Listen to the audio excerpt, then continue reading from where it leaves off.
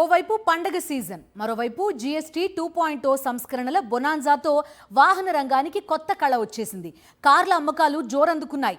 నవరాత్రి తొలి రోజునే Maruti, Hyundai, Tata record అమ్మకాలు నమోదు చేశాయి. జీఎస్టీ 2.0 సంస్కరణలు ఆటోమొబైల్ రంగంలో జోష్ నింపాయి. దేశవ్యాప్తంగా కార్ల అమ్మకాలు జోరందుకున్నాయి. జీఎస్టీ రాయితీల ప్రభావంతో ప్యాసింజర్, కమర్షియల్ వాహనాల ధరలు తగ్గాయి. ఈ తగ్గింపులు కార్ల మార్కెట్కు మరింత కలిసొచ్చింది. దీంతో నవరాత్రి తొలి రోజే Maruti Suzuki, Hyundai, Tata motor వంటి కార్ల తయారీ సంస్థలు రికార్డు స్థాయిలో అమ్మకాలు జరిగాయి. రేటు తగ్గించిన తొలి రోజే దాదాపు 30,000 కార్లను డెలివరీ చేసినట్లు మారుతి సుజుకి తెలిపింది. అలాగే 80,000 ఎంక్వైరీలు నమోదయ్యాయని పేర్కొంది.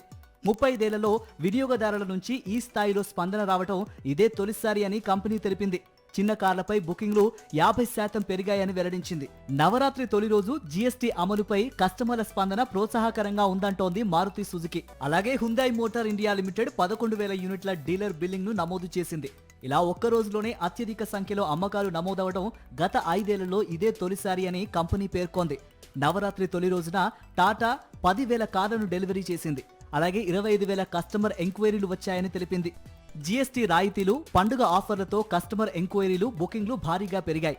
షోరూంలకు కూడా వినియోగదారులు పెద్ద సంఖ్యలో వచ్చారు. నెక్సాన్, పంచ్ కార్లకు అద్భుతమైన డిమాండ్ ఉందని టాటా మోటార్స్ ప్యాసింజర్ వాహనాల సిసిఓ అమిత్ కామత్ తెలిపారు.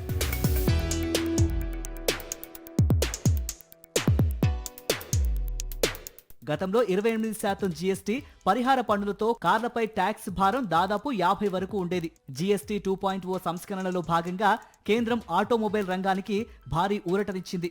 వీటిని 18% స్లాబ్లోకి తేవడంతో పాటు పరిహార పన్ను రద్దు చేసింది. దీంతో మారుతి సుజుకి, టాటా, హ్యుందాయ్ కార్ల ధరలు మోడల్ను బట్టి 70,000 నుంచి 130,000 వరకు తగ్గాయి. దసరా పండుగ సీజన్ కావడం, ధరలు తగ్గడంతో కార్ల అమ్మకాలు పెరిగాయి. కంపెనీలు రికార్డు స్థాయిలో బుకింగ్స్, డెలివరీలు చేస్తున్నాయి.